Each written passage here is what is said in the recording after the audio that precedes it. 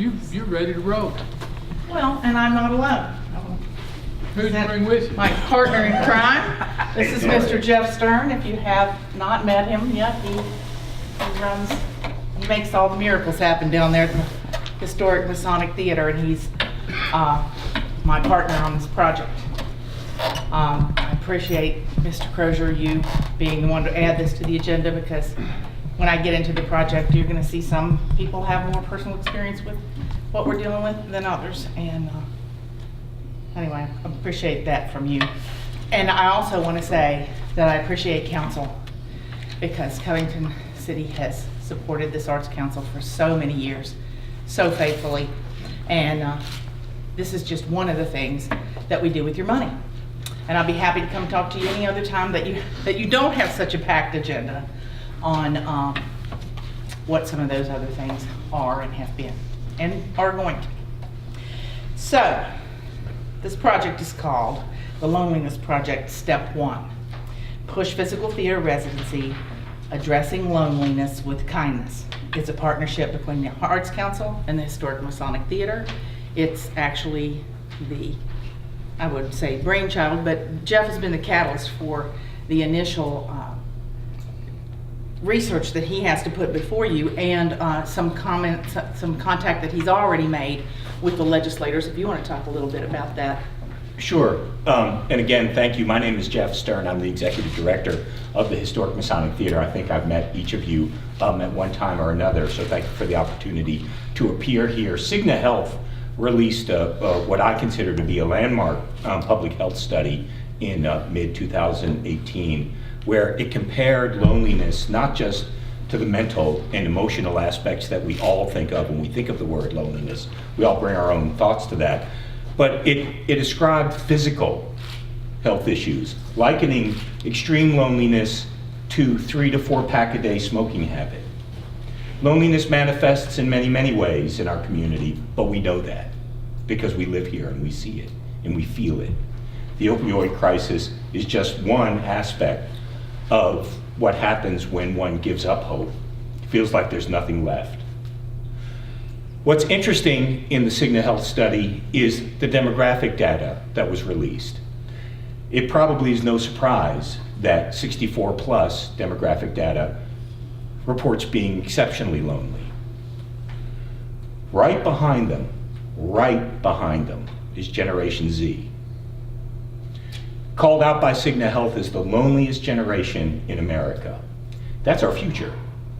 That's an issue. But again, we all know that that's happening. I want to pass out this report to you so you can get a better look. This is an amalgamation of both the Cigna Health study and other initiatives that are going on regarding this issue. And also has Tammy's proposal at the back. She made 5 and told me I could leave you out. But we'll email it to you. I promise. The arts have had a special role in dealing with this issue. Particularly, I often think, and people ask me, what is it that the arts do best in a community? Are they economic development? Do they bring people to spend money? What is the thing that the arts do best, right? We bring people to spend money.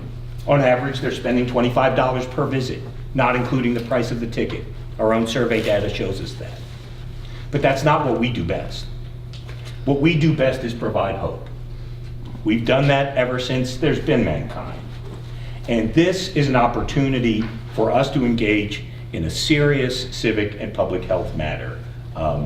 We aren't the answer, and we won't do it alone. We've reached out already to school partners, to the Community Services Board, to faith leaders, and all kinds of other members of the community. But we wanted to bring before you the proposal that we've been talking about here today. That's what's at the backbone of it, and I'll leave Tammy to the details. Thank you so much for your time.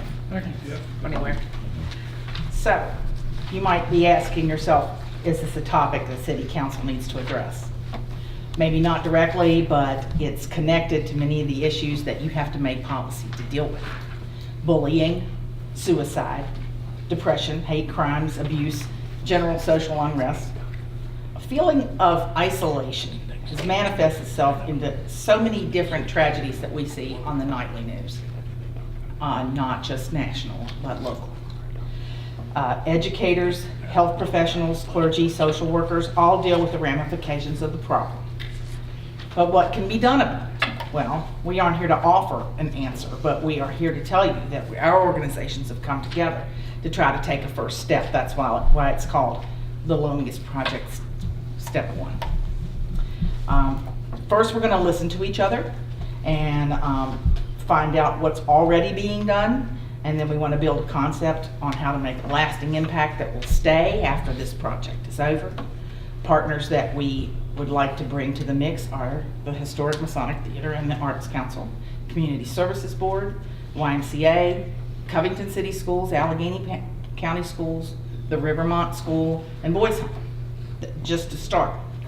The Arts Council and the Masonic have a pledge to take this step, and we found an amazing company of artists that have a vehicle for self-expression that's perfect to fit what we want to do to help people find their voice.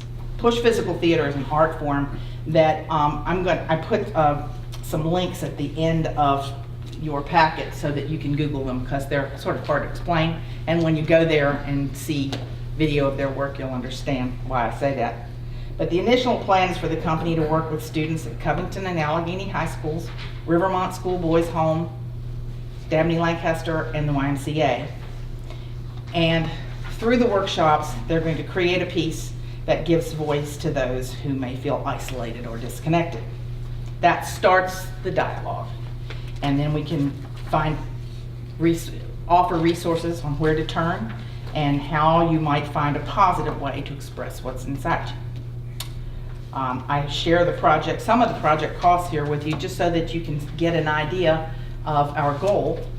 And I know that it looks expensive, but if the project can spark a catalyst that will keep a child in the mainstream classroom or keep a person from hurting themselves or someone else, then it's going to be worth the time and the money that we devote to it.